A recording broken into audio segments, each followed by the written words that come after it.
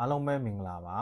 MMBA မှာဆရာဦးငြိမ်းချမ်းဖြိုးအောင်ဖြစ်ပါတယ်ဆရာတို့ရဲ့ MMBA သင်တန်းမှာပညာရဏသင်တန်းအမျိုးအစား3မျိုးသင်ကြားပေးလျက်ရှိပါတယ်ဒီပညာရဏသင်ပေးနေတဲ့သင်တန်းအမျိုးအစား3မျိုးကဘာတွေလဲဆိုရင်စီးပွားစီမံပညာရဏသင်တန်းနောက်ပြီးတော့ HR Management ပညာရဏသင်တန်းနောက်ပြီးတော့ Marketing Management ပညာရဏသင်တန်းဆိုပြီးတော့ဒီပညာရဏသင်တန်း3မျိုးကိုသင်ကြားပေးနေပါတယ်ဒီလိုပညာရဏသင်ကြားပေးရတဲ့ရည်ရွယ်ချက်ကတော့စီးပွားရေးပညာရပ်ကိုစိတ်ပါဝင်စားတဲ့လူတိုင်းတက်နိုင်စေဖို့လူတိုင်းလက်လန်းမိနိုင်စေဖို့အတွက်ကိုသင်ကြားပေးခြင်းဖြစ်ပါတယ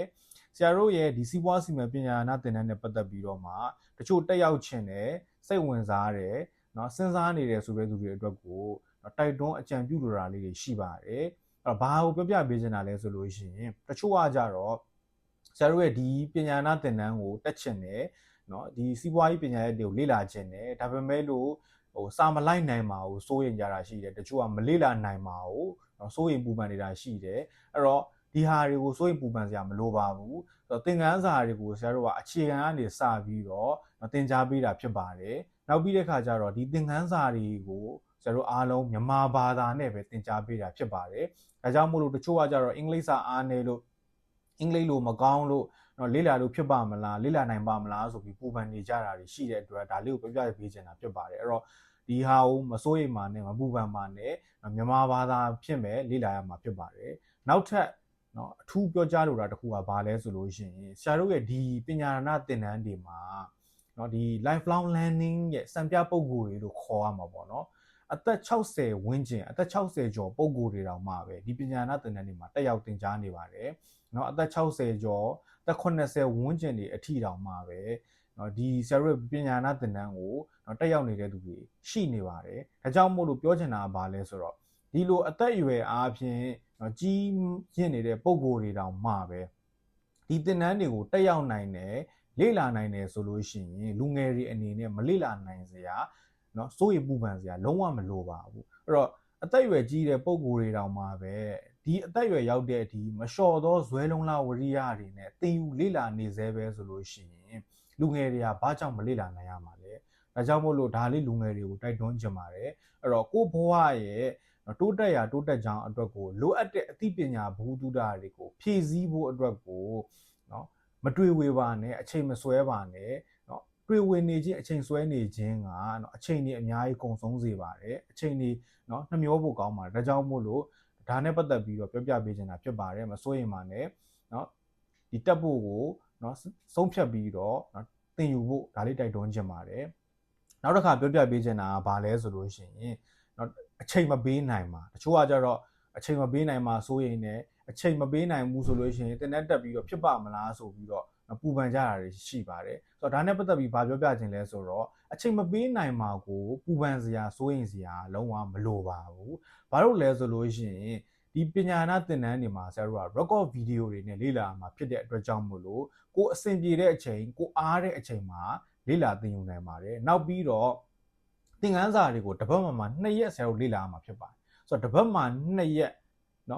်အဲ့2ရက်ကလည်းတစ်ရက်ကိုမှနိုင်ပိုင်းလေးပြောမယ်ဆိုရုပ်ရှင်တကားကြီးစာလောက်တောင်မကြာဘူးပေါ့နော်ရုပ်ရှင်တကားကြီးစာလောက်တောင်မကြာတဲ့အချိန်လေးပေးပြီးတော့တစ်ပတ်မှ2ရက်အချိန်ပေးပြီးတော့ပဲလေ့လာမှာဖြစ်ပါတယ်အဲ့တော့ပြန်စဉ်းစားကြည့်ရင်ကိုဘွားရဲ့တိုးတက်ကြောင်းအတွက်လိုအပ်တဲ့အသိပညာဘ ഹു တုဒတွေကိုရှာဖွေလေ့လာစုဆောင်းဖို့အတွက်ကိုဒီအချိန်လေးကိုမပေးသင့်ဘူးလား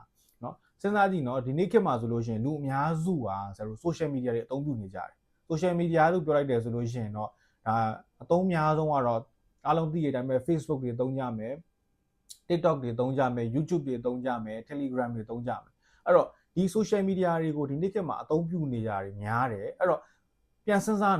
တရက်ကို social media တွေမှာအချိန်ဘယ်လောက်ကုန်သွားပြီလဲတရက်မှာ social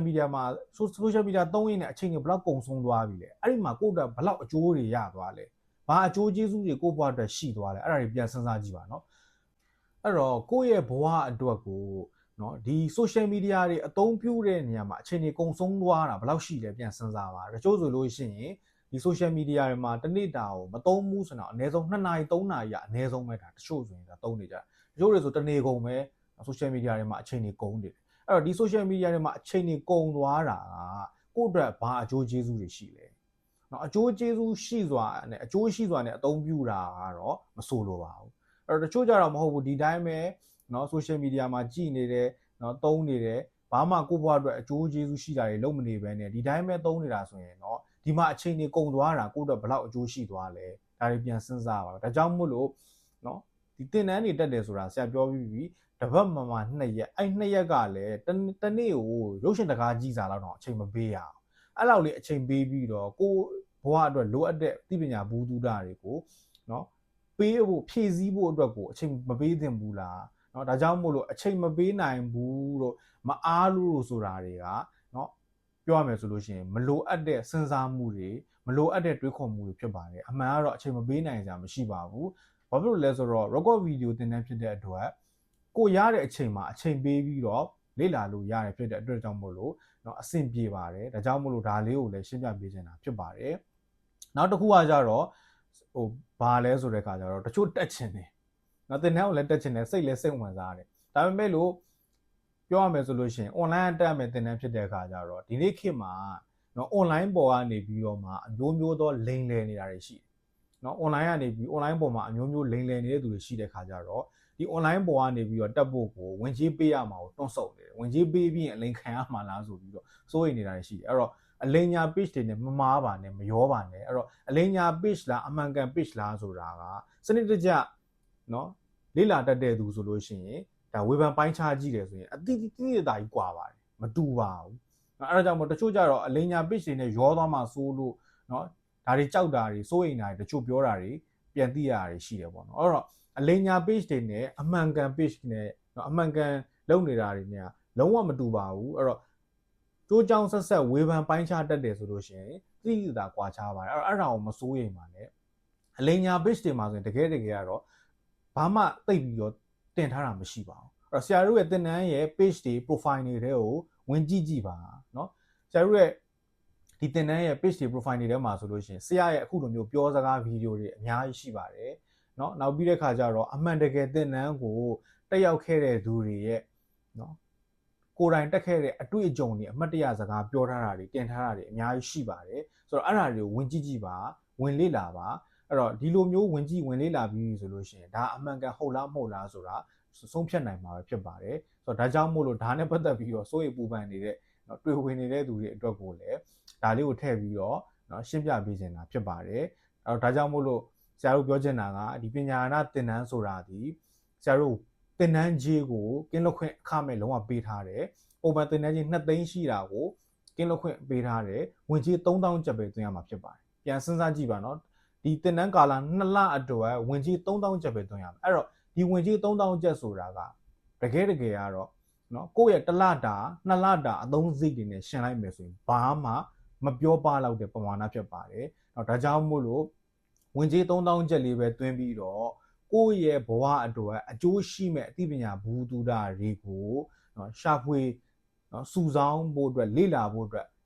ချိန်ပေးသင့်ပါတယ်ဆိုတော့ဒါလေးကိုတိုက်တွန်းပြောကြားပေးချင်တာဖြစ်ပါတယ်။ဒါကြောင့်မို့လို့ဆရာတို့ရဲ့ပညာနာသင်တန်းတွေကိုကိုနဲ့တင့်တော်မယ်ထင်တဲ့သင်တန်းကိုတက်ရောက်ပါသင်တန်းကြီးကတော့ဆရာတို့အခမဲ့ကင်းလွတ်ခွင့်ပေးထားပါတယ်ပညာဒါနအနေနဲ့သင်ကြားပေးတာဖြစ်တယ်ဝင်ကြီး3000ကျပ်ပဲသွင်းရမှာဖြစ်ပါတယ်အားလုံးကိုတက်ရောက်ဖို့ဖိတ်ခေါ်လိုက်ပါတယ်အားလုံးကျေးဇူးတင်ပါတယ်